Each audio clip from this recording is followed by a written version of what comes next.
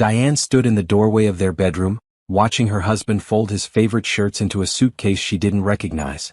The expensive leather gleamed under the afternoon light, brand new, purchased without her knowledge. He wasn't even looking at her. After 7 years of marriage, he packed his belongings like she was invisible, like she had already disappeared from his life. "When did you buy that suitcase?" Her voice came out smaller than she intended. "Last week." He didn't stop folding. "I needed something professional for business trips." But this wasn't a business trip. The closet was half empty. His toiletries were gone from the bathroom. The photo of their wedding day that usually sat on his nightstand was face down in the trash can. "Please look at me." Diane's hands trembled at her sides. "Please just tell me what's happening." He finally turned around. His face held no warmth, no regret, nothing but cold determination. This was the man who had promised to love her forever, who had held her through her mother's funeral, who had kissed her goodbye that very morning. Except he hadn't kissed her that morning. She realized he hadn't touched her in weeks. "I'm leaving." 2 words. Flat. Final. "Leaving? What do you mean leaving? Talk to me. Whatever's wrong, we can fix it." "There's nothing to fix, Diane. I don't want to be married anymore." He zipped the suitcase closed with swift efficiency. "I started my new job today.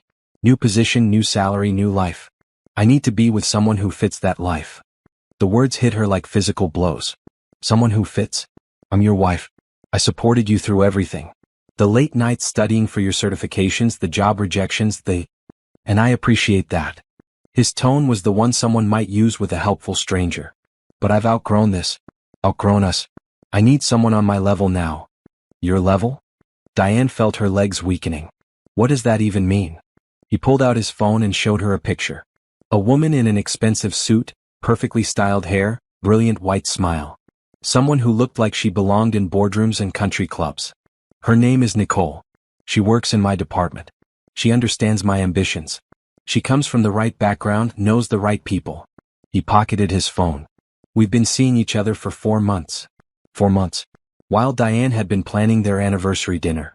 While she'd been excited about his job interviews. While she'd been his wife. 4 months. She could barely breathe. "You've been lying to me for 4 months?" "I wasn't lying. I just wasn't ready to have this conversation until everything was in place."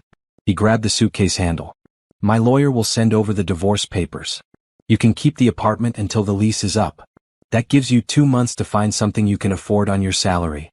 "Something I can afford? This is our home. We chose this together. And now we're unchoosing it." He walked past her without another glance.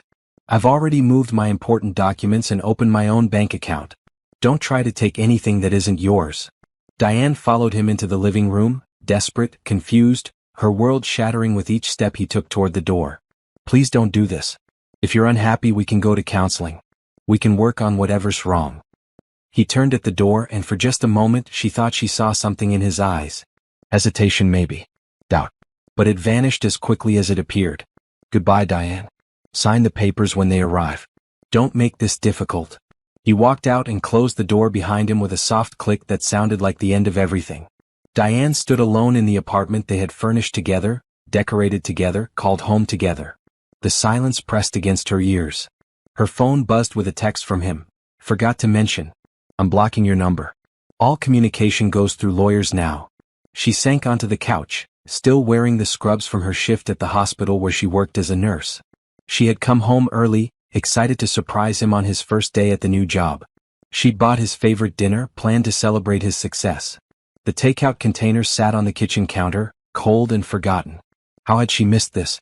4 months of lies. 4 months of planning his exit. 4 months of pretending to be her husband while building a new life without her. Her phone buzzed again. Not him, he'd already blocked her. It was her bank app. A notification that their joint checking account had been closed. She logged in frantically to find he'd withdrawn everything except $200. 7 years of combined savings gone. Money she'd contributed from every paycheck vanished. Diane looked around their apartment, her apartment now for 2 more months, and felt the full weight of betrayal settle into her bones. He hadn't just left her. He'd planned it, calculated it, stripped everything away in one devastating blow. New job, new woman, new life. She was just an obstacle he'd removed from his path to success. The sun set outside the window, painting the room in darkening shadows. Diane sat motionless on the couch, holding her phone, staring at the door he'd walked through. The life she'd known had ended. She just didn't know yet that a completely different life was about to begin. 3 days passed in a fog. Diane called in sick to work, unable to face anyone, unable to explain why her eyes were constantly red, why her hands shook whenever she tried to do simple tasks. She tried calling him from her work phone, from borrowed phones, but every number was blocked. His social media accounts had vanished, at least to her. He'd removed every trace of her from his digital life. The divorce papers arrived by courier on the 3rd day. Diane forced herself to read through them. He wanted the divorce finalized within 60 days. He wanted a clean split with no spousal support. He claimed their marriage had been irretrievably broken for over a year. A lie. 6 months ago they'd been talking about starting a family. She was sitting at the kitchen table, the papers spread in front of her, when her phone rang. Unknown international number. Normally she wouldn't answer, but in her current state she didn't care about spam calls or scammers. Hello? Is this Mrs. Diane Patterson? A crisp British accent, professional, formal. Yes. Who is this? My name is Harold Pemberton. I'm calling from Pemberton, Chase and Associates in Geneva, Switzerland. I'm sorry to disturb you, but this matter requires immediate attention. Diane's stomach dropped. Switzerland? What could possibly connect her to Switzerland? I think you have the wrong person. You are Diane Patterson, maiden name Diane Roberts, born in Atlanta, Georgia, correct? Yes, but... And your mother's sister was Eleanor Roberts Michaels? The name struck her like lightning. Aunt Eleanor. Her mother's older sister who had left America 30 years ago after a family dispute Diane never fully understood.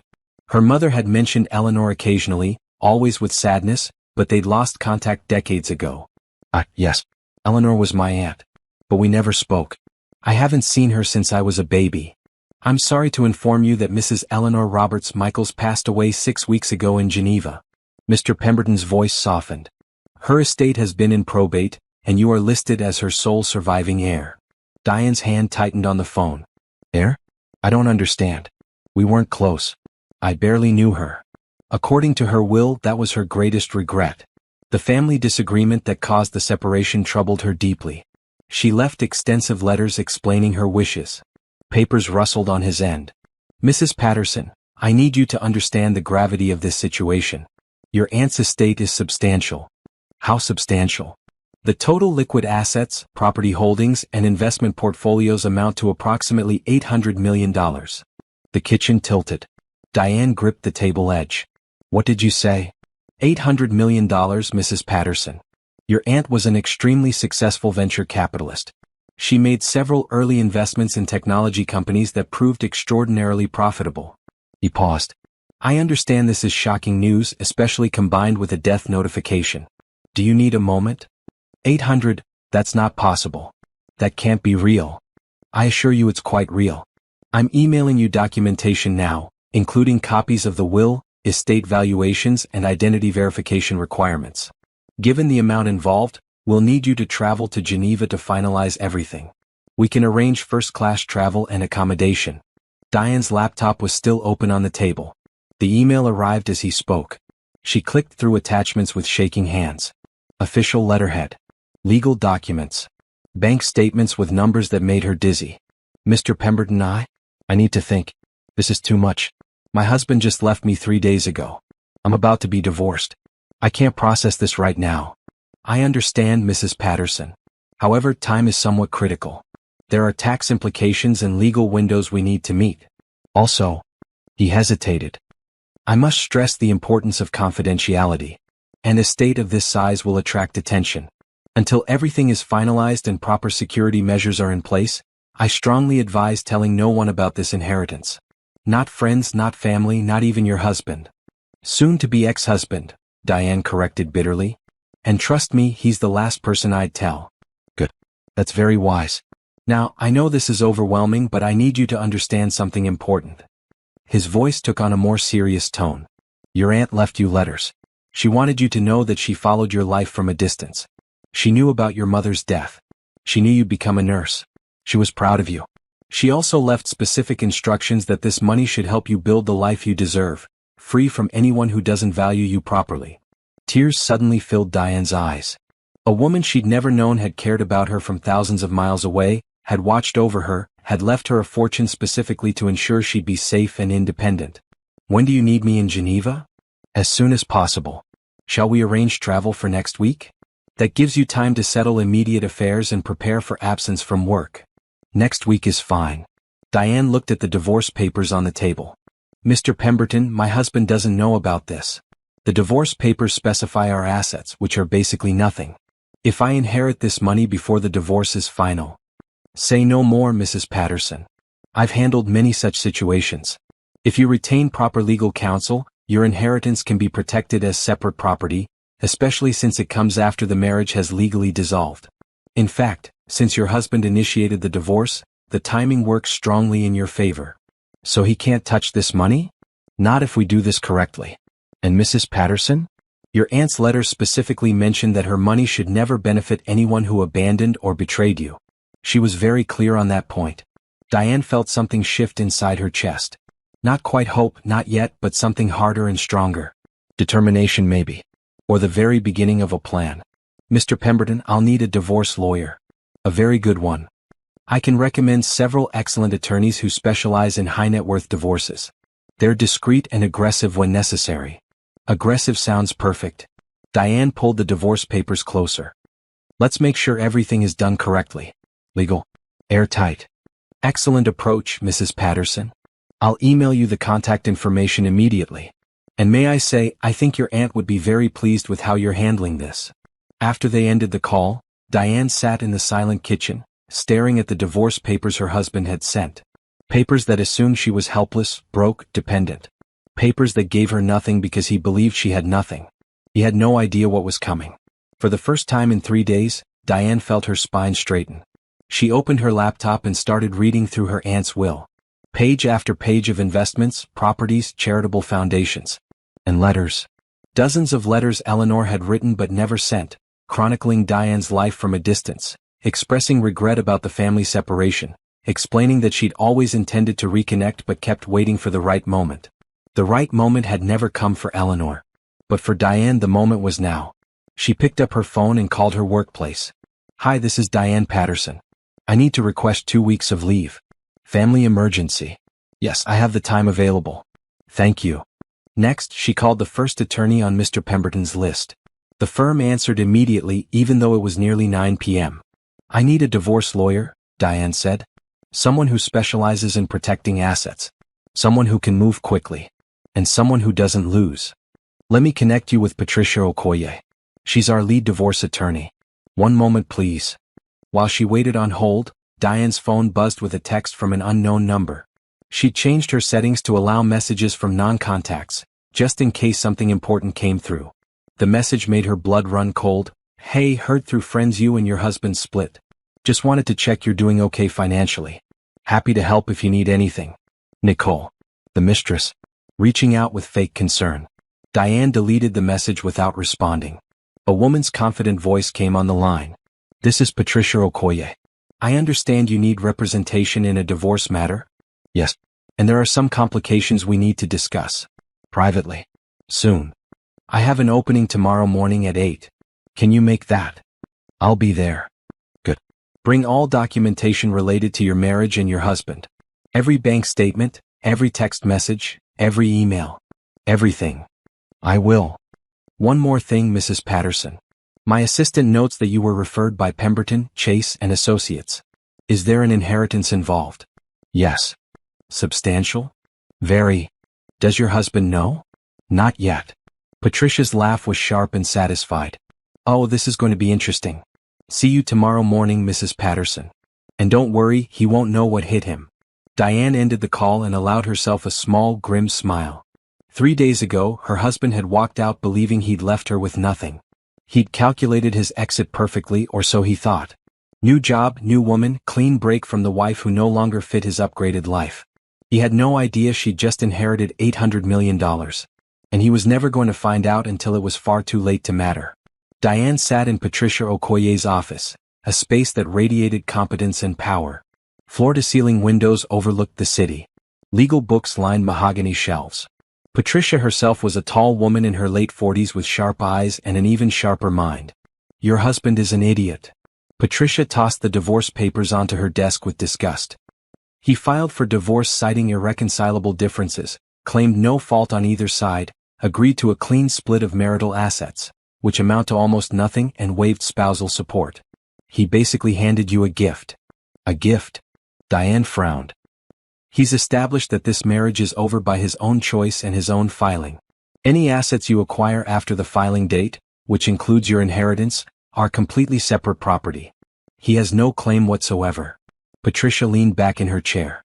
Even better, he withdrew all the money from your joint account and closed it without your consent. That's a violation of marital asset protection laws.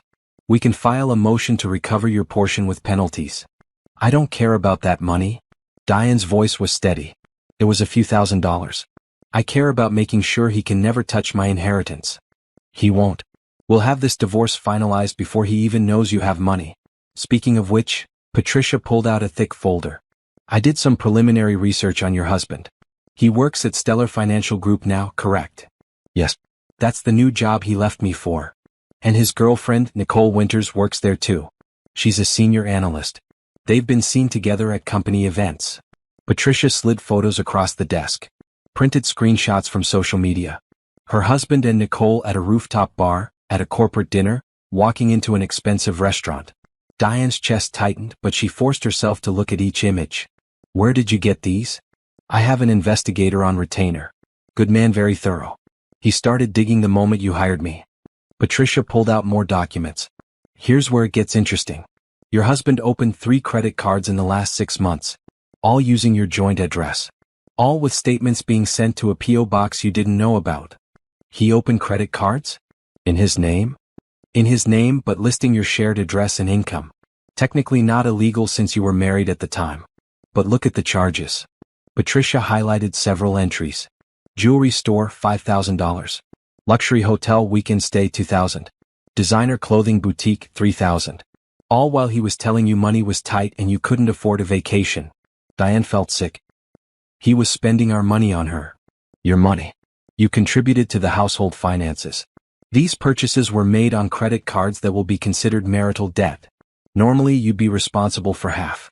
But we're going to prove he incurred this debt through an affair, which gives us grounds to make him responsible for all of it. Can we really do that? With the right judge and the right evidence? Absolutely. Patricia pulled out another document. Now, about your inheritance. When do you fly to Geneva? In 5 days. Mr. Pemberton has everything arranged. Good. Here's what we're going to do. We're going to accept your husband's divorce terms exactly as he submitted them. Clean split, no spousal support, quick resolution. We file our response immediately with no modifications. Won't that seem suspicious? That I'm agreeing so easily? It'll seem like you're a reasonable person who wants this nightmare over with. Patricia smiled coldly. Men like your husband never expect their wives to have any power. He thinks you'll fight, cry, beg for support. When you don't, he'll think he's even smarter than he believed. He'll never suspect you have resources. And when do we tell him about the inheritance? Never. Why would we? By the time the divorce is final, that money is yours. Completely separate. He filed, he set the terms, he established this was over. The inheritance came after the dissolution of the marriage. It's none of his business. Diane felt a weight lifting. So he just never knows? Not from us. Though I suspect he'll find out eventually. $800 million is hard to hide long term. But by then you'll be legally divorced and fully protected. Patricia's expression hardened. Here's what you need to understand, Diane. Your husband didn't just betray you emotionally. He systematically planned to leave you in the worst position possible. He drained accounts. He ran up debt for his affair. He terminated your insurance coverage. Did you know that? What? You're no longer on his health insurance through his new job. He listed himself as single. Your coverage ended the day he started working there. Patricia slid the documentation across the desk. He didn't tell you because he wanted you to find out during a medical emergency. He wanted you desperate.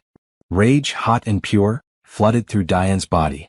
How could anyone be this cruel? Because he doesn't see you as a person anymore. You're an obstacle he removed. A chapter he closed. He's probably telling Nicole stories about how you held him back, how you never supported his dreams. Patricia's voice softened slightly. I know this hurts, but use that pain. Let it motivate you. We're going to handle this perfectly legally, and by the time we're done, he'll regret every choice he made. They spent the next 2 hours going through every detail of Diane's marriage. Joint accounts, shared property, text messages, emails, everything. Patricia's assistant made copies of everything while Diane answered hundreds of questions. "One last thing," Patricia said as they wrapped up. "Don't communicate with him at all. Don't respond to his texts or calls. Don't contact Nicole. Don't tell friends what's happening with your inheritance. The fewer people who know, the safer you are." "I understand. And if he reaches out to you?" Patricia paused. "When men like this sense they've lost control, they sometimes try to reconnect. If he contacts you, document everything but don't engage. Forward it all to me immediately." "Why would he want to reconnect?" "He made it very clear I don't fit his new life. Money has a way of changing people's memories. Just be prepared." Diane left the office feeling stronger than she had in days. She had a plan. She had protection. She had a lawyer who actually believed her and wanted to help. She spent the next 3 days preparing for her trip to Geneva. She arranged extended leave from work, claiming a family emergency.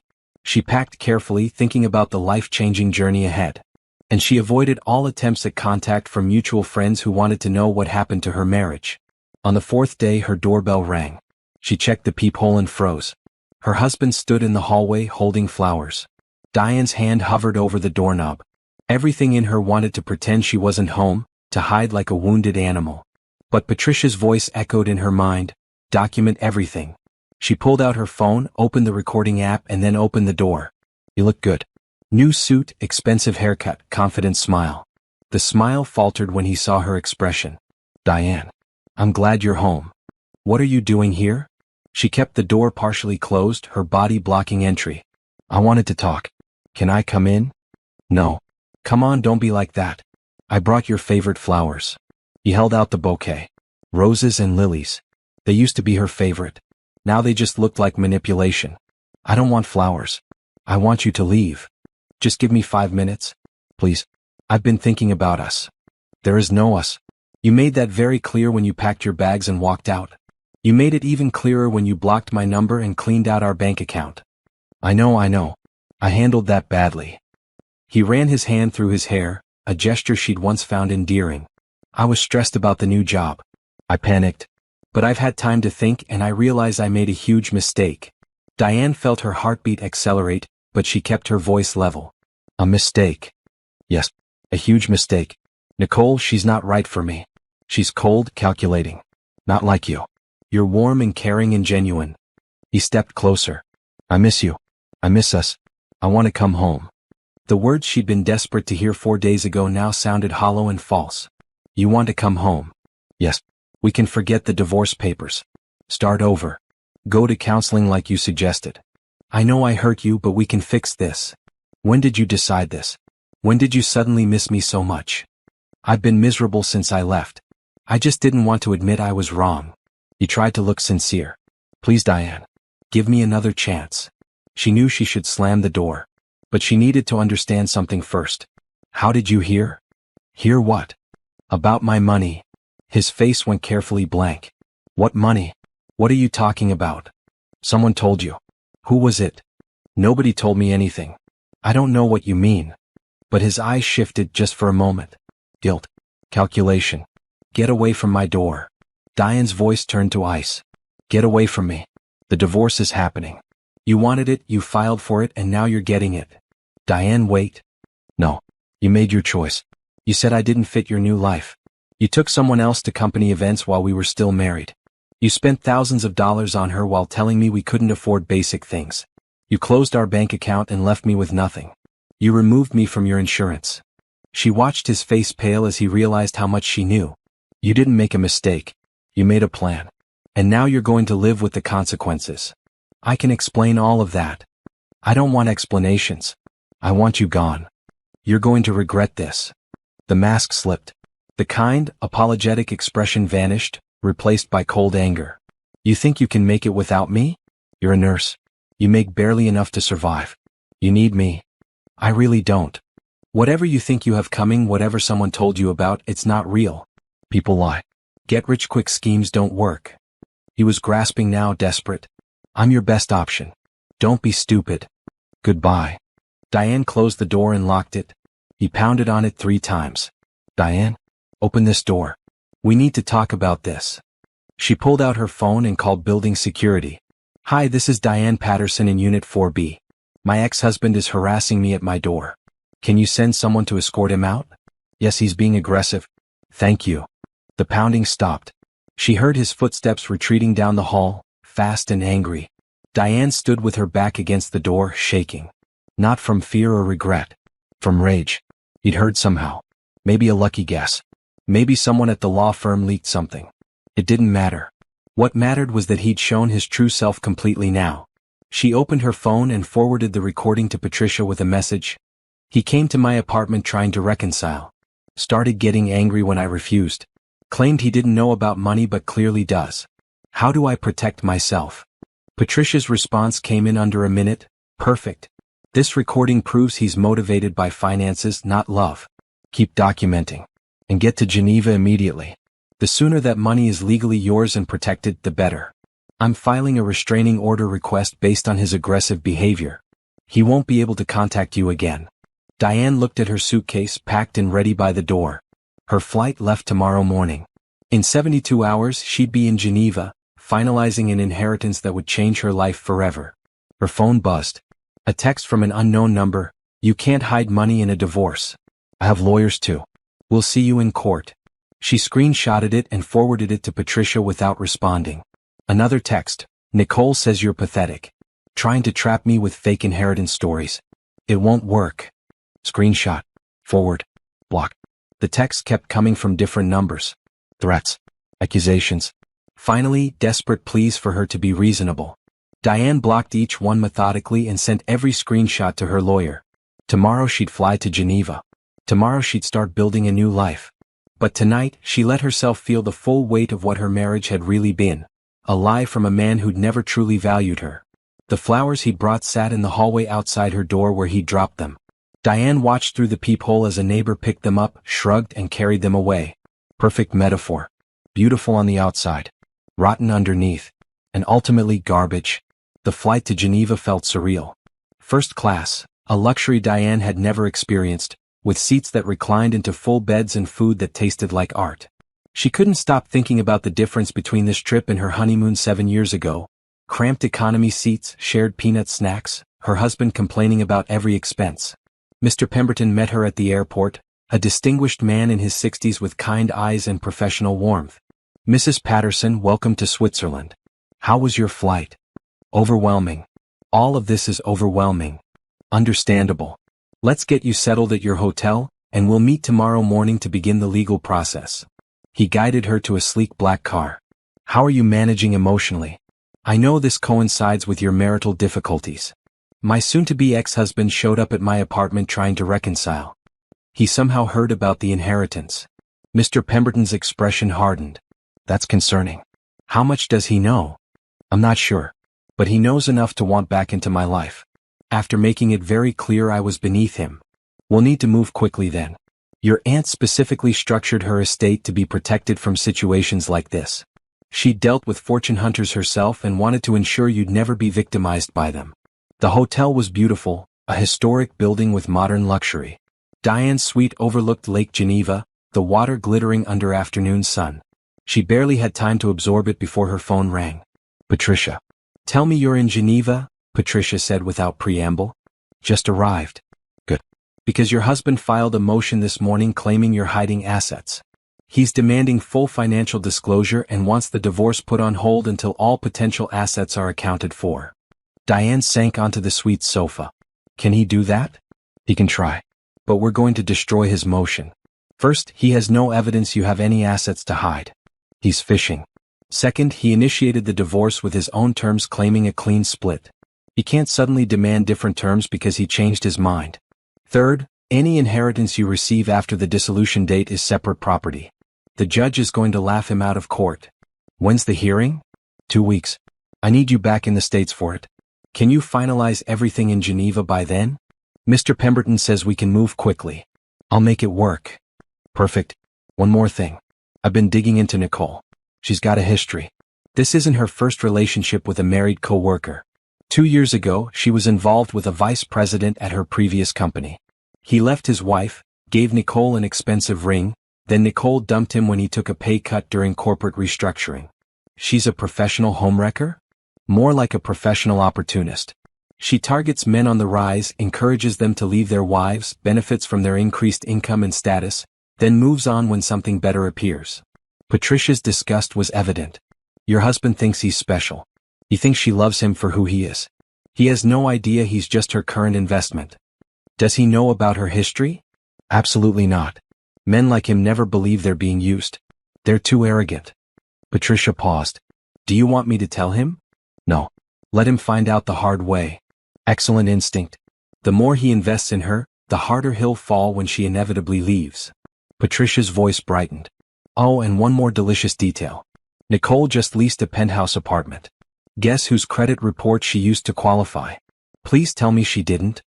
Oh, she did. Your husband co-signed the lease. He's on the hook for $3,600 a month. For 2 years. With his salary, that's going to sting. Diane couldn't help a bitter laugh. He told me we couldn't afford a nicer place. He told you that because he was saving for her. But don't worry.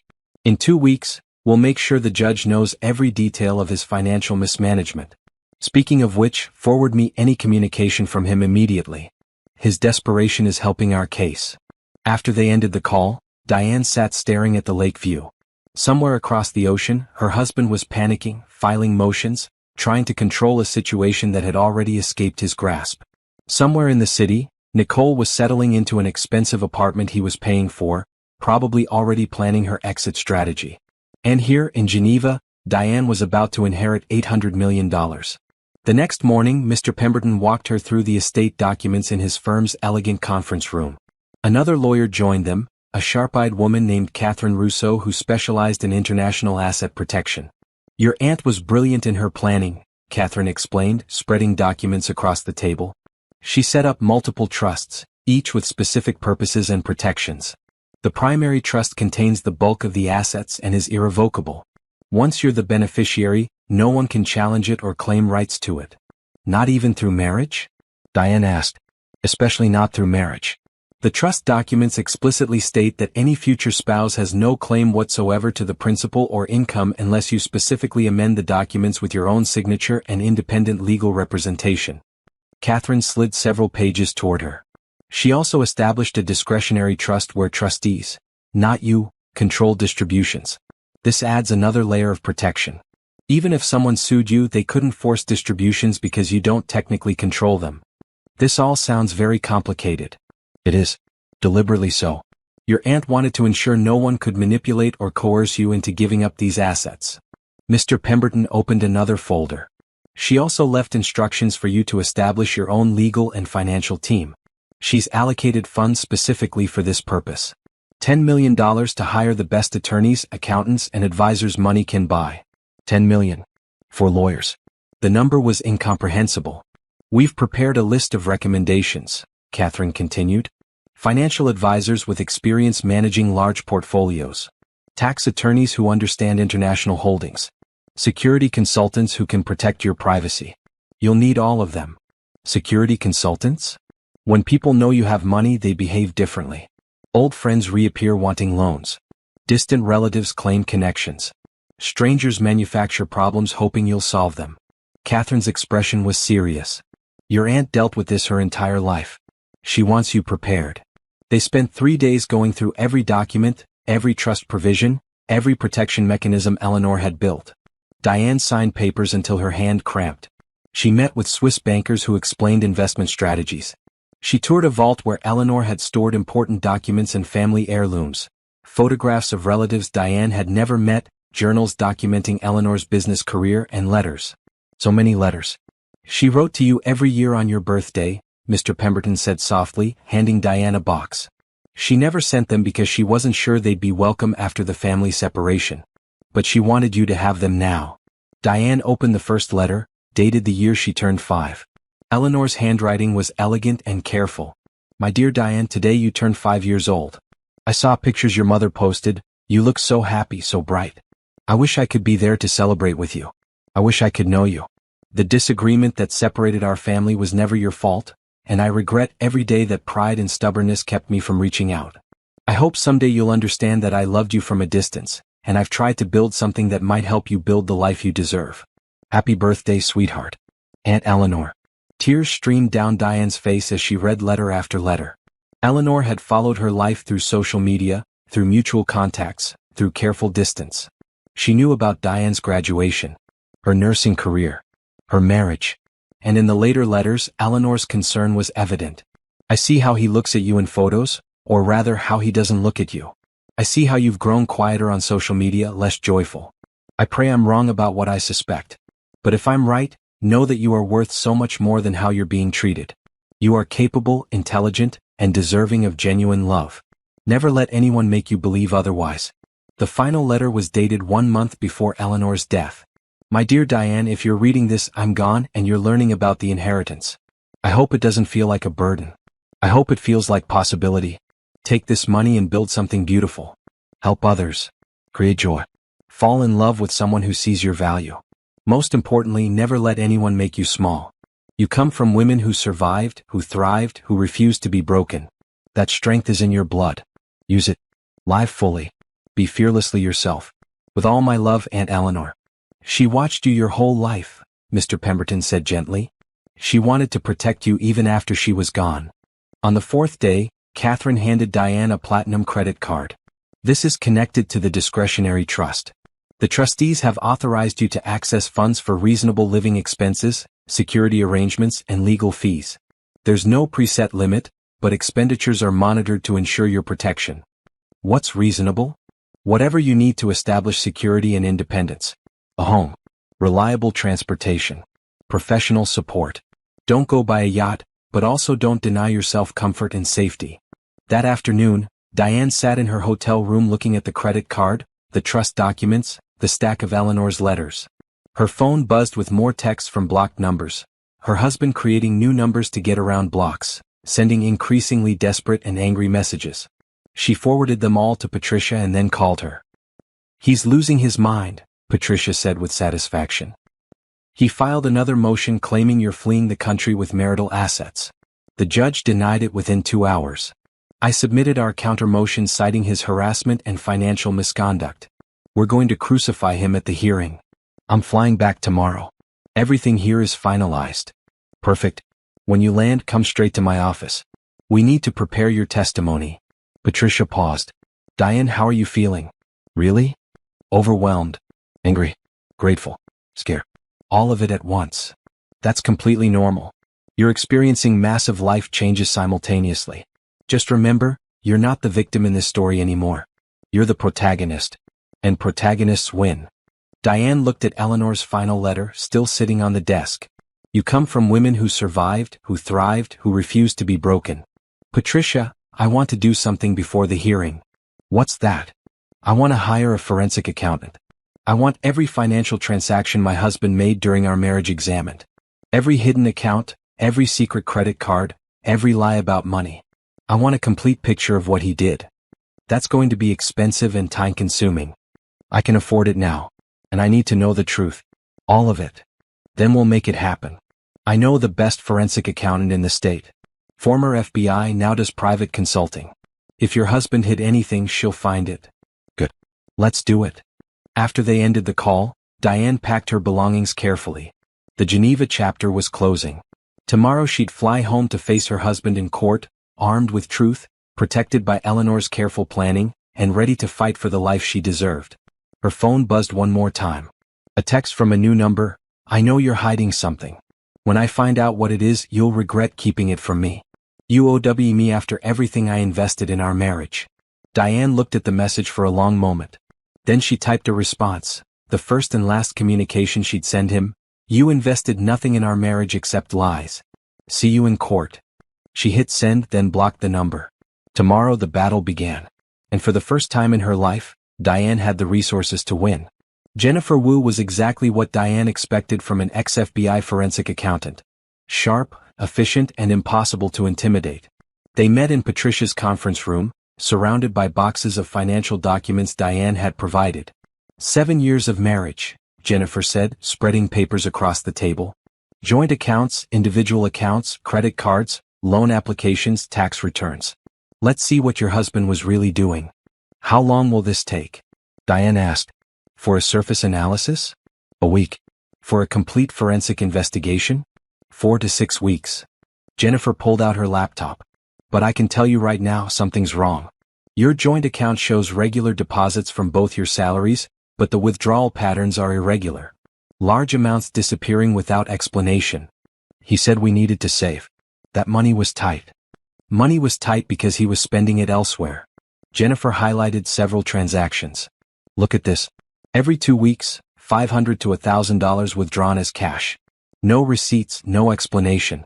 Over 7 years, that's easily over $100,000 unaccounted for. Diane felt sick. $100,000? Minimum. And that's just the obvious cash withdrawals. I'll need to track where every dollar went. Jennifer pulled up another screen. Then there are these credit cards I found. 3.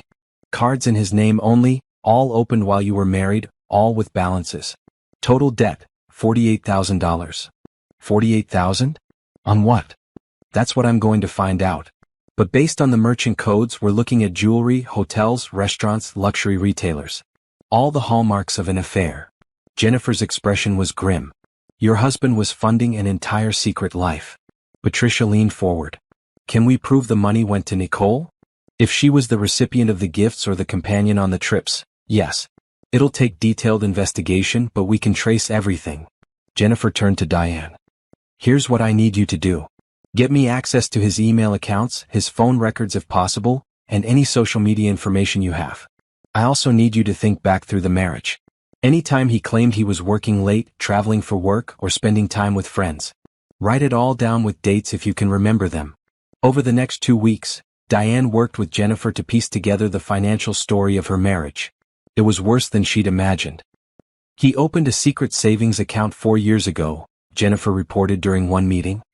He's been depositing money there monthly. Current balance, $62,000. $62,000? Diane's voice cracked. We could barely afford rent. He said we couldn't buy a house because we had no savings. You had no savings. He had plenty. Jennifer pulled up bank statements. He also took out a personal loan last year. $15,000. Told the bank it was for home improvements. But you never did any renovations, did you? No. We talked about it, but he always said we couldn't afford it. Because he spent the loan money on Nicole. I traced it to jewelry purchases and a weekend trip to a resort in the Bahamas. He told you he was at a work conference, correct? Diane nodded, too angry to speak. There was no conference. Hotel records show 2 guests in the room. And the resort has photos from their social media showing couples' activities. Jennifer turned her laptop around. There was her husband, smiling on a beach, his arm around Nicole. This was posted by another guest who happened to capture them in the background. The evidence kept mounting. Hidden transactions. Secret accounts. Lies about expenses. Jennifer uncovered a pattern of systematic financial deception spanning their entire marriage. The worst part, Jennifer said during their final meeting, is the timing. Look at this timeline I've constructed. He started planning his exit 18 months ago. That's when the secret account deposits increased. That's when he started hiding assets more aggressively. That's when he began researching divorce attorneys. 18 months. Diane stared at the timeline. We were talking about having kids 18 months ago. He was never going to have kids with you. He was already planning to leave. Jennifer's voice softened. I'm sorry. I know this is painful. But you need to understand the level of calculation involved here. This wasn't a sudden decision or a mistake. This was a long-term plan. Patricia reviewed Jennifer's report with evident satisfaction. This is devastating for him. We can prove premeditation, financial misconduct, and fraud. The judge is going to be furious. There's one more thing, Jennifer said. I found evidence he's been using your identity without authorization. What do you mean? He opened 2 credit cards in your name using your social security number and an address you've never lived at. He's been making minimum payments so you wouldn't notice, but the cards have high balances. Combined, you're listed as responsible for $34,000 in debt you didn't incur. That's identity theft. Yes. Which is a crime. Jennifer pushed papers across the table. You can file a police report.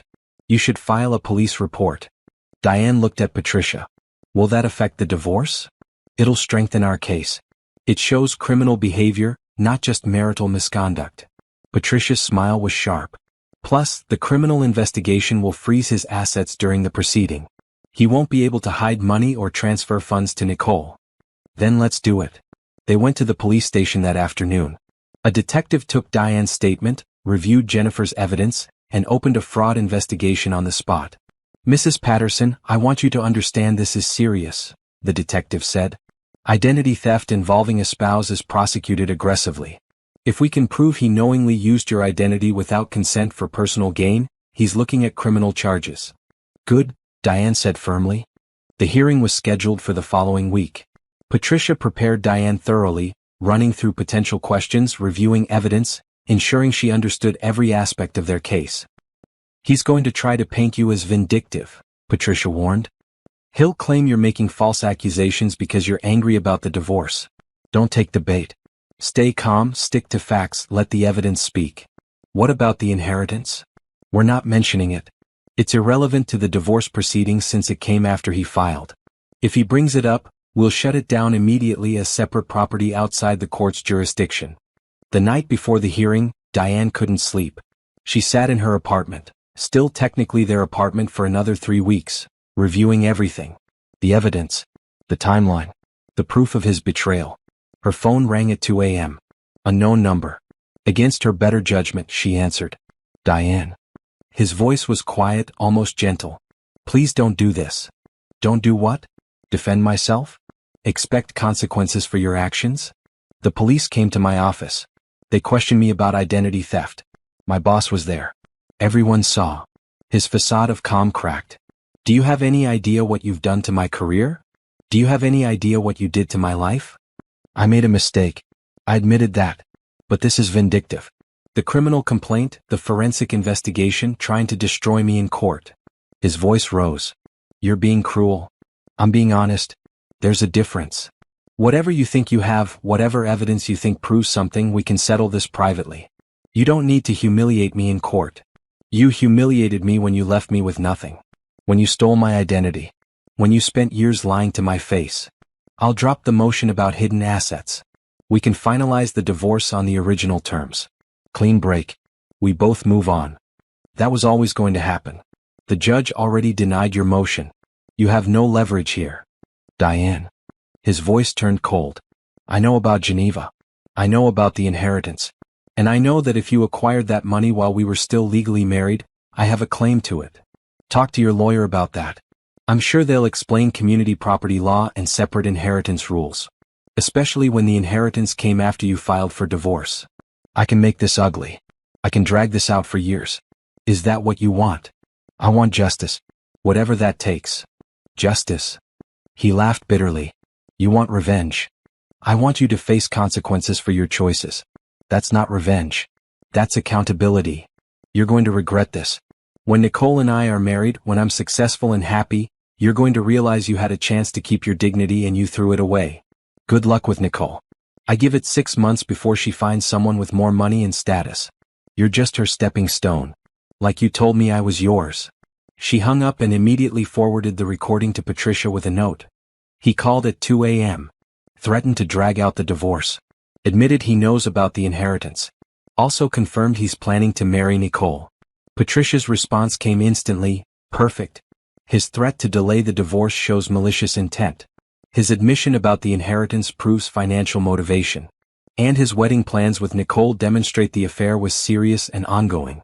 This helps us immensely. Get some sleep. Tomorrow we win. But Diane didn't sleep. She watched the sunrise over the city, thinking about Eleanor's letters. About the strength that ran in her blood. About women who refused to be broken. Tomorrow she'd walk into that courtroom not as a victim, but as a woman who knew her worth. Tomorrow her husband would learn that betrayal has consequences. And tomorrow, whether he knew it yet or not, his carefully constructed new life would start to crumble. The courtroom was smaller than Diane expected, less dramatic than television had led her to believe. But the tension was real enough. Her husband sat across the aisle with his attorney, refusing to look at her. Nicole wasn't present. Patricia had successfully argued she wasn't relevant to the proceedings. Judge Rachel Morrison entered, a woman in her late 50s with steel gray hair and a no-nonsense expression. Good morning. We're here for Patterson versus Patterson. Reviewed the motions, counter-motions, and supporting evidence. This should be straightforward, but I understand there are complications. Her husband's attorney stood. Your Honor, my client believes his wife is hiding substantial assets acquired during the marriage. We request full financial disclosure before proceeding with the divorce. Patricia rose smoothly. Your Honor, the petitioner filed for divorce claiming irreconcilable differences and requesting a clean split with no spousal support. He set those terms himself. He withdrew all funds from their joint account without my client's knowledge or consent. He cannot now change his position because he regrets his decisions. What assets is he claiming exist? The judge asked. He's making vague allegations about an inheritance, Your Honor. But even if such an inheritance exists, it's separate property outside this court's jurisdiction. The petitioner filed for divorce, establishing the marriage was over. Any assets acquired after that filing date are separate. The judge looked at Diane's husband's attorney. Do you have evidence these assets were acquired during the marriage? We believe they were, Your Honor. My client has reason to believe his wife traveled to Switzerland to claim an inheritance while they were still legally married. The petitioner filed for divorce before my client traveled anywhere, Patricia countered. The filing establishes the dissolution date. Anything after that is separate property. Additionally, inheritance is specifically excluded from community property in this state. Judge Morrison flipped through documents. Mr. Patterson, you filed for divorce on April 15th. The filing clearly states irreconcilable differences, no spousal support, clean separation of minimal marital assets. Is that correct? Diane's husband stood. Yes, Your Honor, but circumstances have changed. Circumstances have changed, or you've changed your mind about the terms you set? I didn't have complete information when I filed.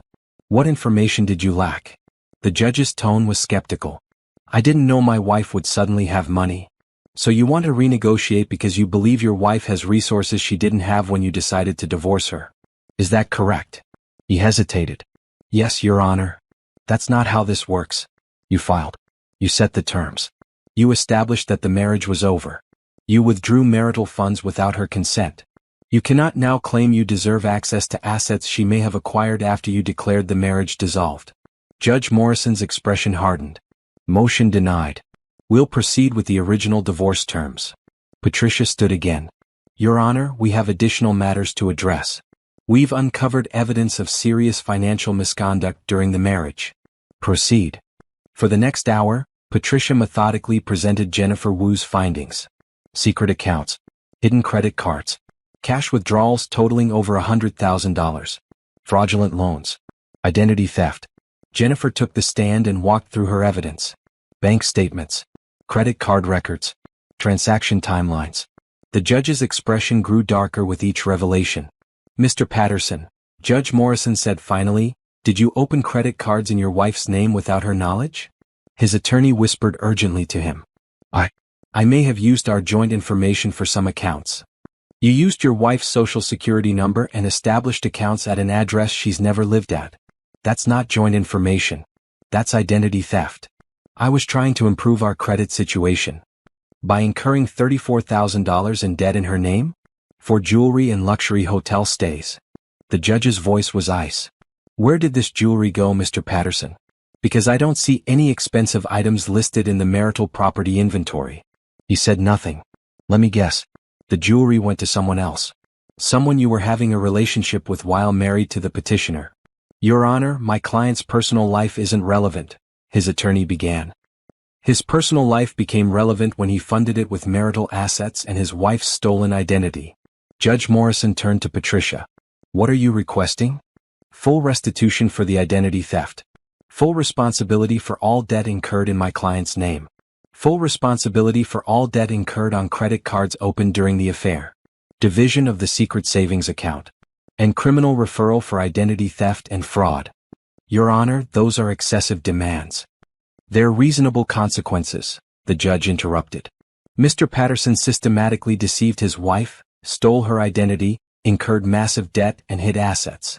Mrs. Patterson is entitled to every penny he took from her, and frankly, she's being generous by not seeking more.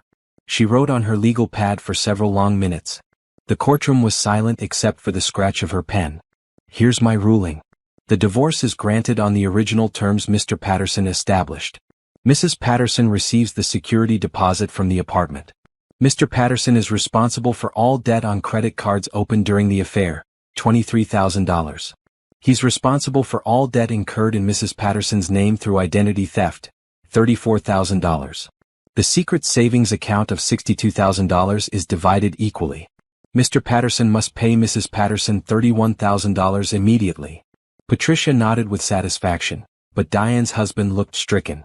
Additionally, the judge continued, I'm ordering Mr. Patterson to pay Mrs. Patterson's legal fees. She looked at a document, which currently total $18,000 for the forensic accounting and legal representation.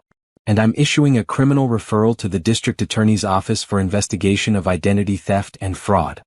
Your Honor, please. His attorney tried again. I'm not finished. Mr. Patterson is ordered to have no contact with Mrs. Patterson except through legal counsel. Any violation will result in contempt charges. This divorce is final 30 days from today. Court is adjourned. The judge stood and everyone rose automatically. Diane felt her legs shaking but forced herself to remain upright. Her husband turned to look at her finally, his face pale and furious. Patricia put a hand on Diane's arm. Don't react. Don't say anything. Let's go. They walked out of the courtroom into the hallway. Diane made it to a bench before her legs gave out. You did it, Patricia said, sitting beside her. You won. He has to pay me back everything? Everything. Plus your legal fees. Plus he's facing potential criminal charges. Patricia pulled out her phone. The district attorney's office will contact you next week. They'll want your testimony for the fraud investigation. This isn't over for him. What about Nicole? What about her? She's not part of the divorce proceedings. But I guarantee she's going to hear about his financial problems. Women like Nicole don't stick around when the money dries up. Diane's phone buzzed. A text from an unknown number. I hope you're happy. You just destroyed an innocent man's life over a mistake. You're vindictive and cruel. She showed it to Patricia, who smiled grimly. That'll be Nicole. Defending her investment. Want me to respond for you? No. I don't care what she thinks. Diane blocked the number. When do I get the money he owes me? He has 30 days to pay the settlement amount. If he doesn't, we garnish his wages. Given his legal fees and debts, he's going to be financially squeezed for a long time. Patricia stood. Come on. Let's go celebrate your divorce. They went to an upscale restaurant, a place Diane never would have chosen before. Patricia ordered champagne. To freedom, Patricia said, raising her glass. And to holding people accountable for their actions. To Eleanor, Diane added. For giving me the resources to fight back. They drank and Diane felt something shift inside her. The grief and betrayal were still there, but now there was something else. Relief. Vindication. The knowledge that she'd stood up for herself and won. Her phone rang. Mr. Pemberton. Mrs. Patterson, I just heard from Patricia about the court's decision. Congratulations. Thank you. I'm calling because there's something we need to discuss now that the divorce is final. Your aunt left specific instructions that upon completion of your divorce, you should receive access to the full extent of her estate, including properties and business holdings. I thought I already had access? You had access to liquid assets. But Eleanor also owned real estate, shares in several companies, and what she called opportunity funds. Money specifically set aside for you to invest in ventures of your choosing. How much are we talking about? The opportunity funds alone are $50 million. The real estate is worth approximately $200 million. The business holdings vary in value but collectively represent significant assets. He paused. Mrs. Patterson, you're one of the wealthiest women in the country. It's time to start building the infrastructure to manage that wealth properly. Diane looked at Patricia, who was watching her with a knowing smile. What kind of infrastructure? Legal team, financial advisors, security personnel, property managers. Eleanor left detailed recommendations. She also left a suggestion that you might want to consider starting your own business or foundation. She believed you had the intelligence and compassion to do something meaningful with her legacy. I'm a nurse. I don't know how to run a business. You can learn. Or you can hire people who do. The point is, you have resources now. Use them to build something that matters to you. After the call ended, Diane sat quietly while Patricia finished her champagne. What are you thinking? Patricia asked. I'm thinking about everything my husband said I couldn't do. Couldn't afford a house. Couldn't take vacations. Couldn't go back to school. Couldn't start a business. Couldn't be anything more than what I was. Diane looked up. I want to prove him wrong about everything. Then let's start planning.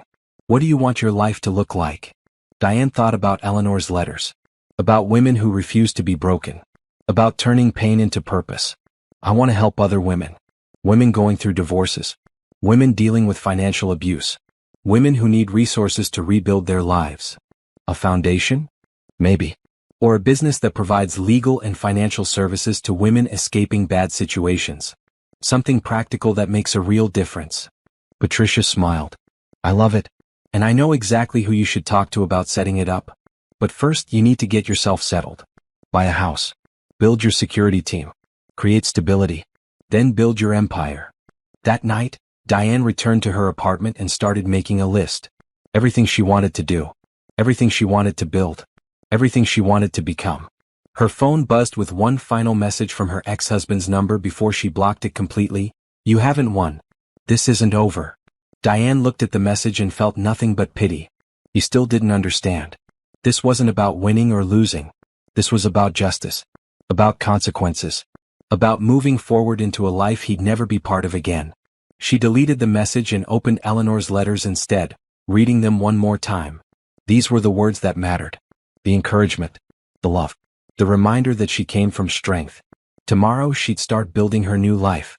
Today she'd simply celebrate being free. The house hunting process revealed just how different Diane's life had become. The real estate agent, recommended by Mr. Pemberton, didn't show her apartments or condos. She showed estates.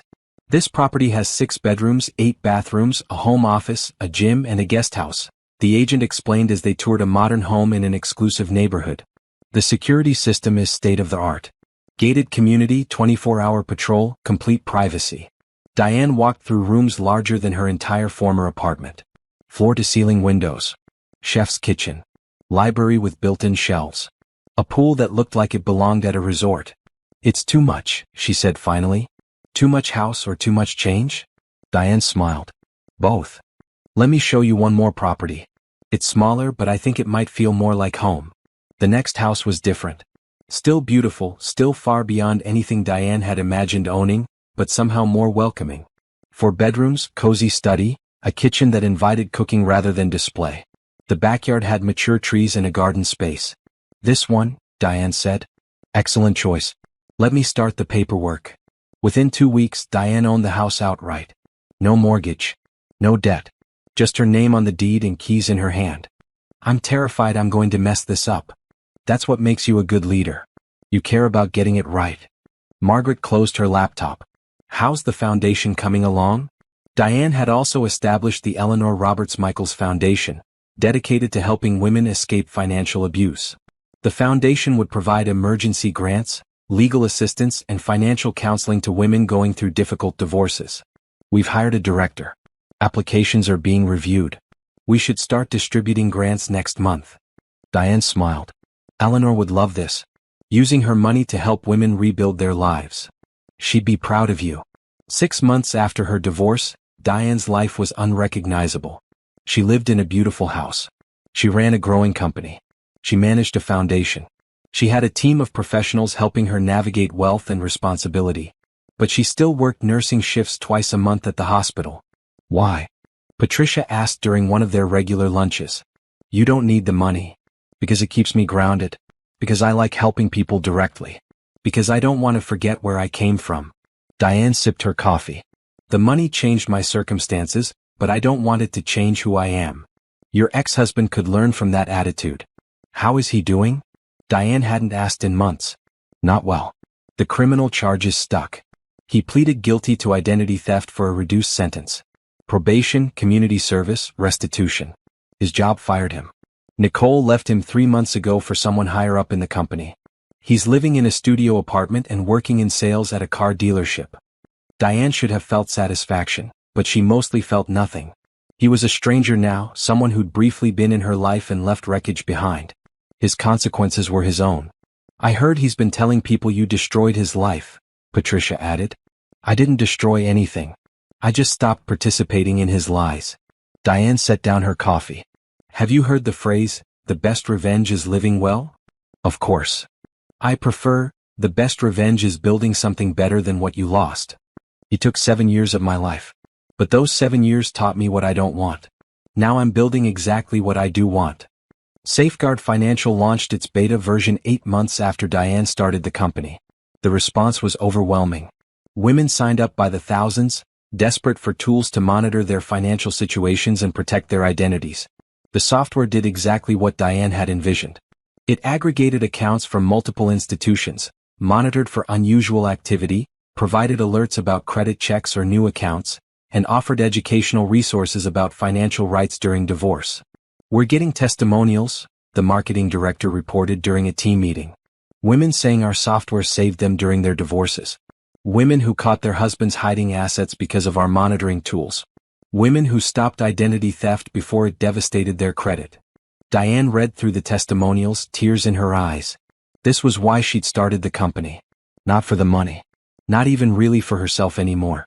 For every woman who'd been in her position, scared and betrayed and unsure how to protect herself.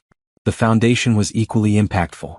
They distributed grants to 300 women in the first 6 months, helping them afford divorce attorneys, secure housing, and rebuild their credit. The demand was so high they'd already expanded the staff and increased the budget. "You're making a real difference," Margaret told her. Eleanor would be incredibly proud.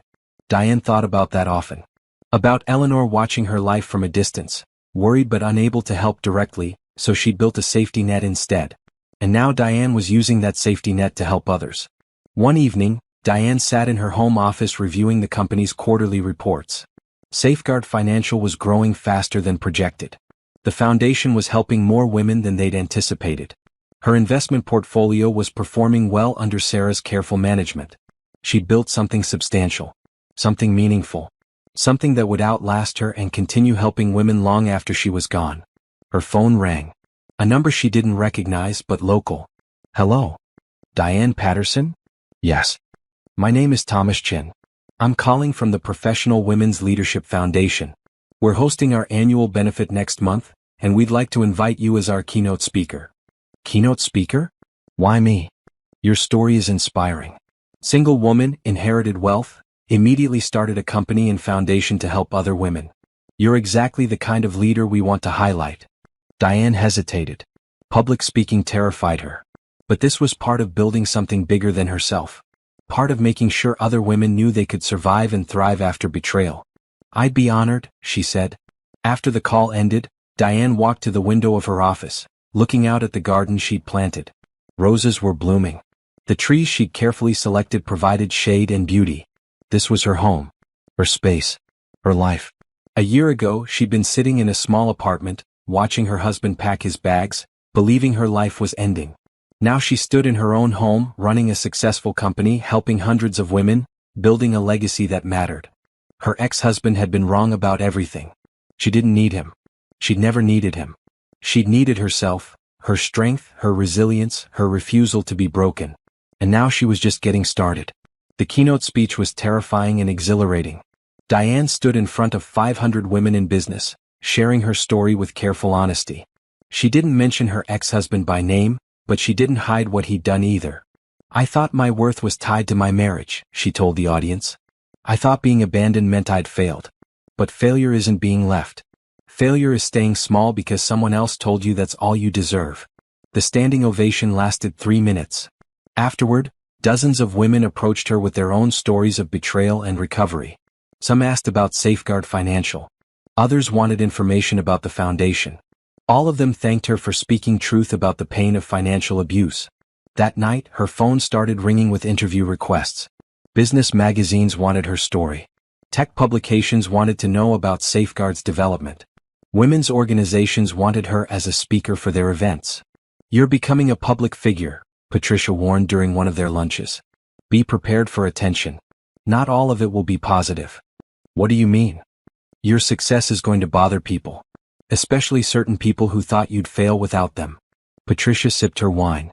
"Speaking of which, I heard something interesting. Your ex-husband tried to get a job at a financial services company last month. They ran a background check and found his criminal conviction for identity theft. He didn't get the job. That's standard background check procedure." "True. But here's the interesting part. He went on social media ranting about how his ex-wife destroyed his career, how you're vindictive and cruel, how you used your money to blacklist him from the industry. I've never spoken about him publicly. I've never even said his name in interviews. I know. But he's convinced you're behind his problems. As if facing consequences for his own actions is somehow your fault. Patricia leaned forward. Diane, I'm telling you this because you need to be aware. He's becoming increasingly desperate and angry. Make sure your security team knows about his social media posts. Diane contacted Michelle Torres immediately. Michelle reviewed the posts with a serious expression. He's not making direct threats, but the tone is concerning, blaming you for his problems, suggesting you don't deserve your success. Michelle made notes. We're going to increase monitoring. If his posts escalate or if he attempts any contact, we'll involve law enforcement. Do you think he's dangerous? I think he's a man whose ego was shattered and who's looking for someone to blame. That can be dangerous. Michelle looked up. But you're protected. Trust the systems we've put in place. Life continued its forward momentum. Safeguard Financial prepared for a major marketing campaign. The foundation expanded to serve women in 10 states. Diane was featured in a business magazine cover story titled, From Betrayal to Billions, How One Woman Turned Heartbreak into a Tech Empire.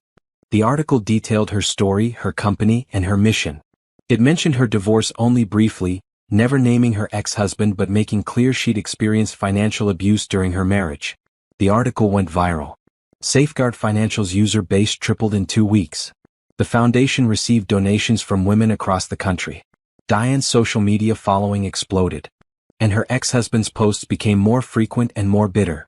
She's lying about her success, one post read. She inherited everything. She didn't build anything. She just got lucky and now acts like she's some kind of victim. She destroyed my life with false accusations, another claimed. Turned everyone against me. Prevented me from getting jobs. All because I made one mistake in our marriage. Women like her play the victim while using their money to destroy men who dare to move on with their lives. Michelle showed Diane the posts during their weekly security briefing. He's creating a narrative where you're the villain and he's the innocent victim. It's concerning because he's building an audience. Other men who feel victimized by their divorces are engaging with his posts, validating his anger. What can we do? Legally? Nothing unless he makes specific threats. But we can document everything. And we can make sure you're protected if his online anger translates to real-world action. Diane tried to focus on her work and ignore the social media noise. But it was harder than she'd expected. Seeing her story twisted, seeing herself portrayed as vindictive when all she'd done was hold him accountable, stung more than she wanted to admit. Then the district attorney's office called. Mrs. Patterson, this is Assistant District Attorney Jennifer Walsh. I'm calling about the identity theft case involving your ex-husband. I thought that was resolved. He pleaded guilty. He did. But we're reopening the investigation based on new information. It appears the identity theft was more extensive than originally reported. Diane sat down slowly. What do you mean? We've discovered he opened bank accounts in your name at multiple institutions. He took out a personal loan using your information. He even attempted to purchase a car using your credit. Jennifer's voice was grim. The original charges covered only the credit cards we knew about. This is a much larger fraud. How much larger? He obtained approximately $90,000 through various forms of identity fraud. He then moved most of that money into accounts we haven't been able to fully trace yet. Jennifer paused. Mrs. Patterson, we believe he was systematically stealing your identity over several years to fund his affair and his planned exit from the marriage. $90,000? Minimum. We're still investigating. He may face additional charges. More importantly, some of this activity occurred after your divorce was finalized, which means he continued committing identity theft even after being caught. After the divorce? Why would he do that? Our theory? He was angry about the judgment against him and wanted to hurt you financially. He thought he could damage your credit without being caught again. Jennifer sighed. He was wrong. We caught it quickly. But his willingness to continue criminal behavior even after conviction shows a pattern of thinking he's above consequences. What happens now? We're filing additional charges. More serious charges this time. He could face jail time rather than just probation. After the call, Diane sat in her office shaking. He'd continued. Even after being caught, even after losing everything, he'd continued trying to hurt her. She called Patricia. I know, Patricia said immediately. The DA's office contacted me too. This is serious, Diane. His obsession with you is escalating. I haven't done anything to him. I haven't even thought about him in months. You don't have to do anything. Your existence is enough. Your success is enough. Every article about your company, every speech you give, every woman you help, it all reminds him that you didn't need him. That you're thriving without him. That his grand plan to trade up to a better life failed spectacularly while you built something real. So this is my fault for succeeding? Of course not. But that's how he sees it. You were supposed to fail.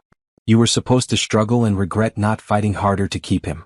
Instead, you became incredibly successful, and that destroys his entire narrative about himself. What do I do? Nothing. You do nothing. You let the legal system handle it. You let security monitor him. And you keep building your empire. Patricia's voice softened. Diane, you've done everything right.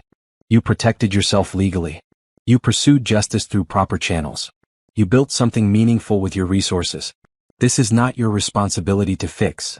But it was hard to feel that way when Diane's phone rang at midnight with unknown numbers. When packages arrived at her office addressed to her with no return address. When her social media accounts received dozens of messages from fake profiles saying horrible things. Michelle's team intercepted everything. They traced the IP addresses of the fake accounts back to her ex-husband. They documented the packages, which contained nothing dangerous, just junk meant to unsettle her. They recorded every phone call from blocked numbers. He's harassing you, Michelle said bluntly. We have enough evidence to file charges. Do you want to press charges? Will it stop him? A restraining order with criminal teeth might. Especially combined with the new identity theft charges. The prosecutor could argue this is part of a pattern of stalking and harassment.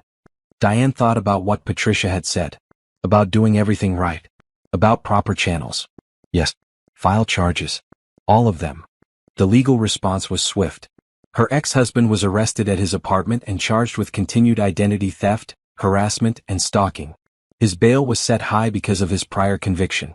He spent 3 days in jail before his family posted bond. Diane didn't feel victorious. She felt exhausted. She was in her office when Sarah, her financial advisor, called with unexpected news. I just got off the phone with a venture capital firm. They want to invest in Safeguard Financial. They're offering $20 million for 10% equity. What? Why? Because your company is successful in solving a real problem. Your user base is growing exponentially. Your retention rates are exceptional. You're making money and making a difference. Sarah laughed. Diane, they're valuing your company at $200 million.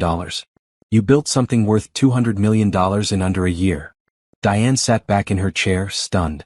When she'd started Safeguard, she'd been thinking about helping women, not about valuation or investment. What should I do? That depends. Do you want to take the investment and use it to scale faster? Or do you want to maintain full control and grow organically? I need to think about it. But before she could think, her phone rang again. This time it was Jennifer Walsh from the DA's office. Mrs. Patterson, I wanted to give you a heads up. Your ex-husband's arraignment is tomorrow. He's planning to plead not guilty and claim you've been harassing him. That's absurd. I haven't contacted him at all. I know. We have documentation proving he's the one doing all the contacting. But his attorney is going to try to paint this as a vindictive ex-wife using her wealth to persecute him. Will that work? Not with the evidence we have. But it'll be ugly. Are you prepared for that? I don't know, Diane admitted. I just want this to be over. It will be. One way or another, this ends soon. Either he accepts a plea deal and faces serious consequences, or we go to trial and he faces even more serious consequences. Either way, he's done. That night, Diane sat in her beautiful home, surrounded by success and security, and felt the weight of everything pressing down. She'd done everything right. She'd protected herself. She'd built something meaningful. She'd helped hundreds of women. But her ex-husband still consumed energy she didn't want to give him. His anger still found ways to intrude on her peace. She opened Eleanor's letters and read the final one again.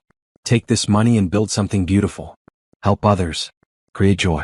Fall in love with someone who sees your value. Most importantly, never let anyone make you small. Diane realized she'd done all of that except one thing. She hadn't fallen in love again. She'd been so focused on building and protecting and growing that she'd closed herself off to that possibility. Not because she was afraid of love, but because she'd been so busy proving she didn't need anyone that she'd forgotten it was okay to want someone. She sent a text to Margaret. Let's talk about the investment offer. I want to scale Safeguard as fast as possible. The more women we can help, the better. Another text to Patricia. When this legal situation is over, I want to do something for myself. Something that has nothing to do with business or revenge or proving anything. Something just for joy. And one final text to herself, a note to remember, you built something beautiful. Now build a beautiful life to go with it. Tomorrow her ex-husband would stand in court and try to claim victimhood. Tomorrow his consequences would continue to unfold. But tomorrow, Diane would also sign a deal to scale her company. Would speak at another event helping women. Would continue building something that mattered. His consequences were his to face. Her life was hers to live. And she was just getting started with the living part. The trial was mercifully brief. Her ex-husband's attorney tried to paint him as a victim of a vindictive ex-wife, but the evidence was overwhelming. Bank records, IP addresses, recorded phone calls, security footage of him mailing packages to Diane's office. The jury deliberated for 90 minutes before returning a guilty verdict on all counts. Continued identity theft, harassment, stalking, and violation of probation from his previous conviction. Judge Morrison, the same judge who'd handled the divorce, showed no mercy during sentencing. Mr. Patterson, you had every opportunity to accept responsibility and move forward with your life. Instead, you chose to blame your ex-wife for the natural consequences of your own criminal behavior. You harassed her. You stalked her. You continued committing identity theft even after being caught and convicted. She looked at him with open disgust. Your actions demonstrate a complete lack of remorse or accountability. I'm sentencing you to 18 months in prison, followed by 3 years of supervised probation. You will have no contact with Mrs. Patterson directly or indirectly. You will undergo mandatory counseling for controlling behaviors. And you will pay full restitution for all financial damages.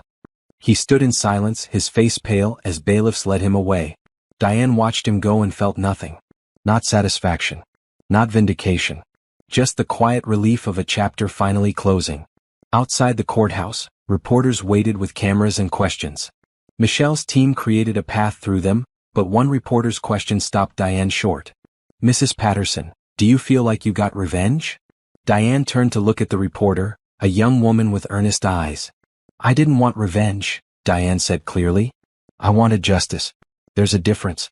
Revenge is about hurting someone. Justice is about holding them accountable. I built a life. He made choices. Those choices had consequences. What's next for you? I'm going to keep building. Keep helping women. Keep growing Safeguard Financial and the foundation. And I'm going to stop letting my past define my future. That became her focus. Safeguard Financial accepted the investment and immediately began scaling. They hired 50 new employees. They expanded to all 50 states. They added features based on user feedback.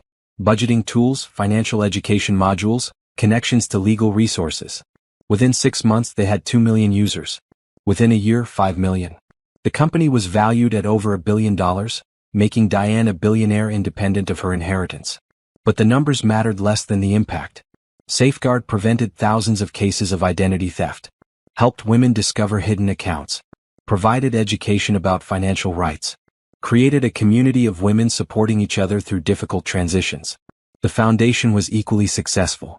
They distributed grants to over 3,000 women, helping them afford divorce attorneys, secure safe housing, and rebuild their credit. They'd partnered with legal aid organizations across the country. They'd created a network of support that extended far beyond money. Diane spoke at conferences and events, sharing her story and encouraging other women to protect themselves. She met judges, lawmakers, and advocates working to strengthen financial protections for people going through divorce.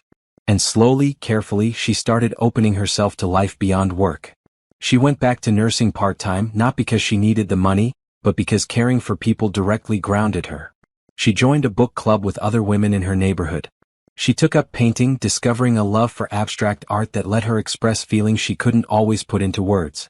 One evening, she attended a charity gala for a children's hospital.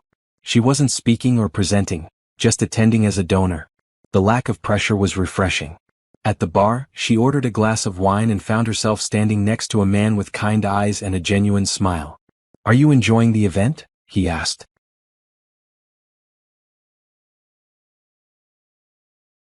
"I am. It's nice to support something important without being on stage." Diane smiled. "I'm Diane. Graham. Graham Foster." He gestured to the crowd. "I'm a pediatric surgeon here. These galas are exhausting, but they fund important research, so I smile and make small talk. You don't like small talk? I prefer real conversations. But those are hard to find at events like this. They ended up talking for 2 hours. About medicine. About the challenges of helping people. About finding meaning in work. Graham didn't ask about her company or her money. He talked about hiking trails and his terrible attempts at learning guitar. He made her laugh. When the event ended, he asked for her number. I'd like to take you to dinner, he said. Not at a fancy restaurant with photographers. Just dinner. Real food, real conversation. I'd like that. Their first date was at a small Italian restaurant. No paparazzi. No pretense. Just two people sharing pasta and stories. Graham knew who she was. Her story had been too public to miss. But he treated her like a woman he wanted to know, not a wealthy entrepreneur he wanted to impress. Tell me about nursing, he said. Why do you still work in the hospital when you could do anything? Because it reminds me who I am. When I'm at the hospital, I'm not a CEO or a public figure. I'm just someone helping people who are sick or scared. Diane paused. My company helps women financially. The foundation provides resources. But nursing lets me help people directly, immediately. There's something powerful about that. I understand completely. That's why I still do surgeries even though I could just do research and consulting. The direct impact matters. They dated for 3 months before Diane told him everything. Not the public version of her story, but the private truth. The pain of betrayal. The fear during the divorce. The anger when her ex-husband wouldn't let go. The exhaustion of constant vigilance. Graham listened without interruption. Then he took her hand. Thank you for trusting me with that. I can't imagine how hard it was. He paused. I need to tell you something too. I was married before. My wife died of cancer 5 years ago. We'd been together since college. Losing her broke something in me that I'm still working to repair.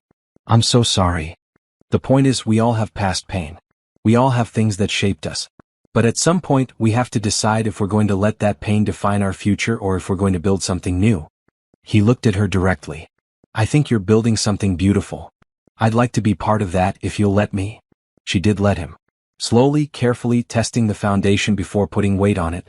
Graham was patient. He understood her need for security and independence. He never pushed, never demanded, never tried to control. He met her team, Patricia, Margaret, Sarah, Michelle. They all approved. He's genuine, Patricia said after Graham left one dinner. He doesn't want anything from you except your company. That's exactly what makes me nervous, Diane admitted. What if I'm wrong again? What if I'm missing something? You're not wrong. And even if you were, you're not the same woman who got hurt before. You're stronger. You know your worth. You have resources and protections. Patricia smiled. But more importantly, you have instincts you're learning to trust. What do your instincts say about Graham? Diane thought about it. They say he's safe. That he's real. That he sees me, not my money or my story. Then trust that. 1 year after her divorce was finalized, Safeguard Financial went public. The IPO was massively successful. Diane's personal wealth increased to over $2 billion. She was featured in business magazines, on financial news programs, and in case studies about successful entrepreneurship. But the moment that mattered most was quieter. She stood in the foundation's new headquarters, watching as staff members processed grant applications. Women across the country were being helped. Legal fees paid. Housing secured. Lives rebuilt. Margaret stood beside her. You did this. You took the worst thing that happened to you and turned it into something that helps thousands of women. Eleanor did this. She gave me the resources. Eleanor gave you money. You gave it purpose. Margaret put her hand on Diane's shoulder. That's the difference between having wealth and using wealth wisely. Anyone can have money. You're changing lives. That evening, Graham picked her up for dinner. Nothing fancy. Just a restaurant they both liked with good food and quiet corners. I want to tell you something, Graham said after they'd ordered. I'm falling in love with you. Diane's breath caught. Graham? You don't have to say anything back. I just wanted you to know. I love your intelligence. Your compassion. The way you care about people. The way you turn pain into purpose. He reached across the table for her hand. I love how you're still figuring out who you are with all this change. I love that you're not perfect or finished. I love the whole complicated, brilliant, real person you are. Tears filled Diane's eyes. I'm scared. I know. But I'm not going anywhere. Take your time. Trust me slowly. I'll wait. I think. Diane took a shaky breath. I think I'm falling in love with you too. It terrifies me. But I think it's real. He smiled, and something warm and hopeful opened in Diane's chest. Not the desperate need she'd felt in her first marriage. Not the fear of being alone. Just genuine affection for a man who saw her completely and chose to stay. They left the restaurant and walked through the city talking about everything and nothing. About her company's expansion plans. About his upcoming surgery schedule. About a trip they might take together to a place neither had been. Normal things. Happy things. The kind of conversation between two people building something together rather than one person demanding and another giving. When Graham dropped her off at her house, he kissed her gently. Thank you for trusting me with your heart, he said. I promise to be careful with it. Thank you for seeing me. Not the money or the story. Just me. That's the only you I'm interested in. Diane went inside her beautiful home and sat in her reading nook, looking out at the garden. Her phone buzzed with work emails. Updates from the foundation. Messages from team members. All the noise of a successful, busy, meaningful life. But for the first time in a long time, the noise felt like music instead of chaos. She'd built something beautiful from something broken. She'd turned betrayal into purpose. And now, carefully, she was learning to trust again. To love again. To believe in possibilities instead of just protecting against pain. Eleanor had been right. This money was for building the life she deserved. And finally, Diane understood that she deserved everything. Success, safety, love, joy, all of it. The past had happened. The pain had been real. But the future was hers to create. And she was creating something beautiful. 1 year later, Diane stood on a stage in front of 3,000 women at the National Women's Empowerment Conference. The ballroom was enormous, glittering with lights and possibility. She wasn't nervous anymore. She'd learned to own her story instead of hiding from it. 5 years ago, she began, her voice clear and strong, my husband walked out on me the day he got a promotion. He told me I didn't fit his new life. He drained our bank account, blocked my number and filed for divorce. He left me with nothing and expected me to disappear quietly. The audience was silent, attentive. 3 days later I got a phone call that changed my life. But the call wasn't the real change. The inheritance gave me resources, yes. But the real change was deciding I was worth fighting for. Worth protecting. Worth building a life for. She talked about Safeguard Financial, now with over 8 million users across 15 countries. About the foundation, which had helped over 10,000 women rebuild their lives after financial abuse. About the difference between revenge and justice, between reacting to pain and transforming it. Women ask me all the time if I ever see my ex-husband. If I think about him. If I feel like I won. Diane paused. The truth is, I barely think about him at all anymore. He's not the villain in my story.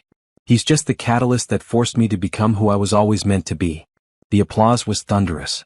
After the speech, dozens of women lined up to talk to her. Some shared their own stories of betrayal and recovery. Others asked advice about protecting themselves financially. A few simply thanked her for proving that life could be beautiful after devastating loss. Graham waited for her at the edge of the crowd, patient and proud. They'd been together for almost 2 years now. He proposed 3 months ago, but they were taking their time. Planning the wedding. No rush. No pressure. Just two people building a life together intentionally and carefully. You were incredible, he said when she finally reached him. I used to be terrified of public speaking. Now it feels like telling a story that might help someone. That's because it is helping someone. Probably hundreds of someones. They drove home together, talking about the event, about the week ahead, about the vacation they were planning to Greece. Normal, happy conversation between people who'd chosen each other freely and fully. At home, Diane changed into comfortable clothes and curled up in her reading nook with Graham beside her.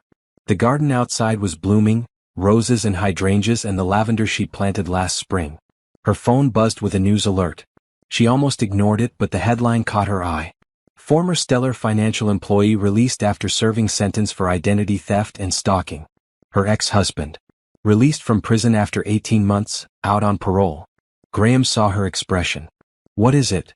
He's out. Do you want me to call security? Update the protocols? No.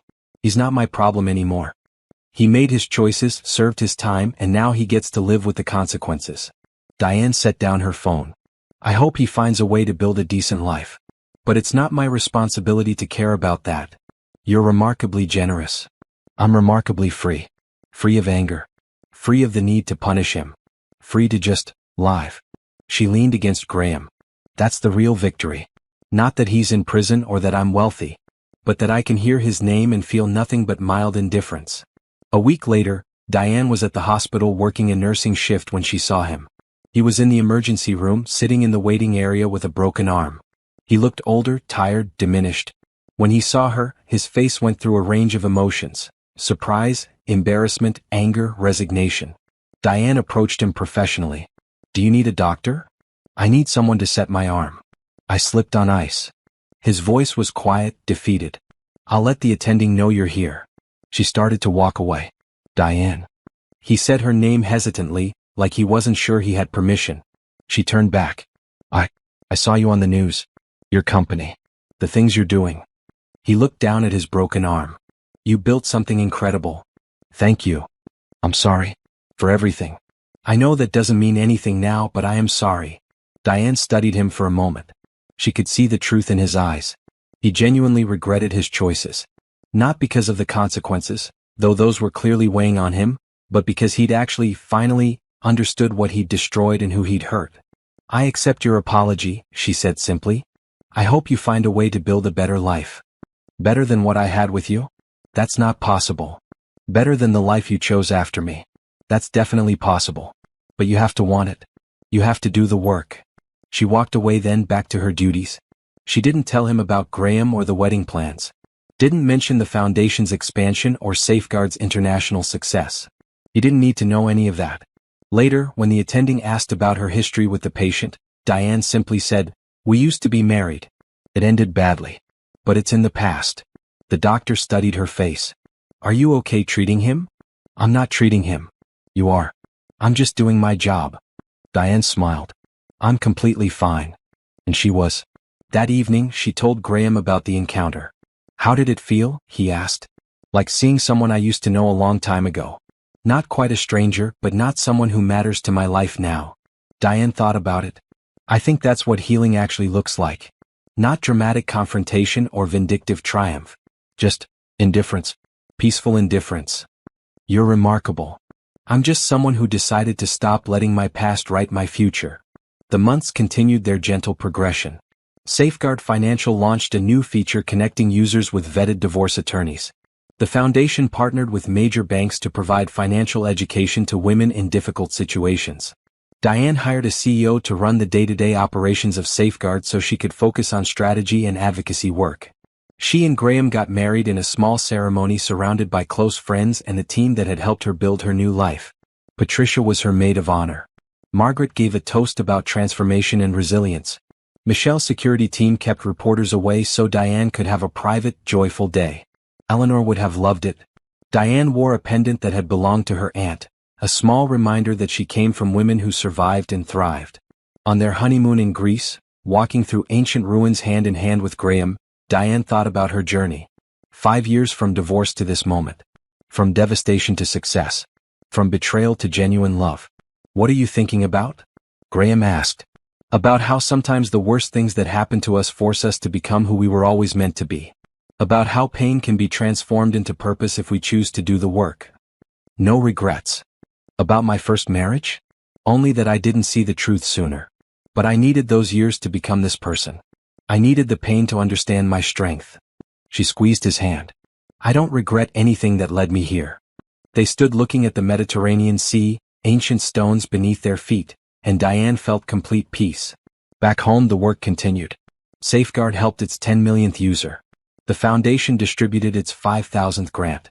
Diane was invited to testify before Congress about financial protections for people going through divorce. She met with lawmakers, sharing her story and advocating for stronger identity theft laws. One afternoon, Patricia called with unexpected news. "Remember how your ex claimed you destroyed his life?" "Vaguely.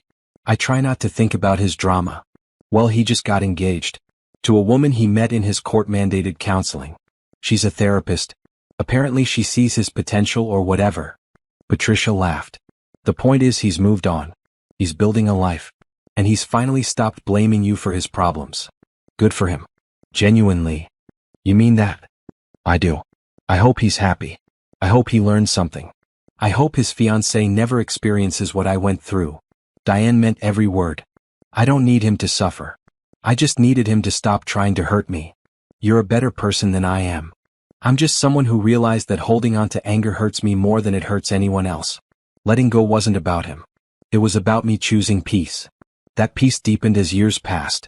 Safeguard Financial became the leading financial security platform for women worldwide. The foundation expanded to 25 states and began offering services to men experiencing financial abuse as well, because the mission was about protection, not gender. Diane gave keynote speeches, wrote a book about financial empowerment, and continued working nursing shifts because connecting with people directly mattered to her soul. She and Graham built a life filled with work they believed in, people they loved, and quiet moments of genuine joy. They traveled. They volunteered. They supported causes that mattered. They created a home filled with laughter and books and the kind of comfortable silence that comes from deep trust. One evening, 5 years after her divorce, Diane sat in her home office going through mail. Most of it was routine, bills, invitations, business correspondence. But one envelope stood out. Handwritten. Local postmark. No return address. Inside was a single card with a simple message. I saw you speak at the Women's Leadership Conference. You talked about turning pain into purpose. You probably don't remember, but you signed my conference program and wrote, "You are stronger than you know." I was in the middle of a terrible divorce. My husband had drained our accounts and I felt helpless. Your story gave me hope. I used Safeguard to document his financial abuse. I got a good lawyer. I fought for myself. Today, my divorce was finalized. I won. I'm going to be okay. I wanted you to know that you saved my life by showing me I could save myself. Thank you for being brave enough to share your story. A woman you'll never meet but who will never forget you. Diane read the card 3 times, tears streaming down her face. This was what mattered. Not the wealth or the success or the public recognition. But this, one woman helping another woman believe in her own strength. She kept the card in her desk drawer, pulling it out whenever she felt tired or overwhelmed or questioned whether any of this made a difference. It made a difference. Every day. To women she'd never meet. To women who needed to know that survival was possible. That rebuilding was possible. That joy after devastation was possible. Eleanor had given her the resources. Betrayal had given her the mission. But Diane had done the work of transforming both into something meaningful. 10 years after that terrible day when her husband packed his bags and walked out, Diane stood in the same ballroom where she'd given her first major speech. But this time, she was presenting the Eleanor Roberts Michaels Foundation's annual award for innovation in financial advocacy. The recipient was a young woman who'd created an app connecting domestic abuse survivors with emergency financial resources. The woman reminded Diane of herself, nervous but determined, hurt but transforming that hurt into purpose. Your work matters, Diane told her as she presented the award. Every woman you help, every resource you provide, every system you disrupt to protect people, all of it matters. Keep going. The young woman hugged her, crying. You inspired me. You showed me it was possible. You inspired yourself. I just shared my story. You're the one doing the work. After the event, Diane and Graham walked to their car through warm evening air. She was 54 now. Her company was valued at over $5 billion. Her foundation had helped over 50,000 women. Her book had sold 2 million copies. But the numbers didn't define her. The work did. The purpose did. The knowledge that she'd taken the worst thing that ever happened to her and transformed it into the best thing she'd ever done. Happy? Graham asked, taking her hand. Completely. No regrets. Only that I didn't find myself sooner. But maybe I needed the journey to become who I am. They drove home to their beautiful house with its blooming garden and warm light in the windows. Home to the life they'd built together. Home to peace and purpose and the kind of happiness that comes from choosing yourself first and then choosing to share that self with someone worthy. Diane's phone buzzed one final time that evening. A message from an unknown number. I just want you to know I think about what I lost every day. Seeing your success, knowing what we could have had together. It haunts me. I hope you're happy, but I hope you remember what you gave up too. Her ex-husband. One final attempt at relevance in her life. Diane read it once, then deleted it without responding. She didn't block the number. She didn't feel anger or satisfaction or anything at all. She simply set down her phone and returned to her evening, to her life, to the beautiful reality she'd built from broken pieces. His message didn't deserve space in her thoughts.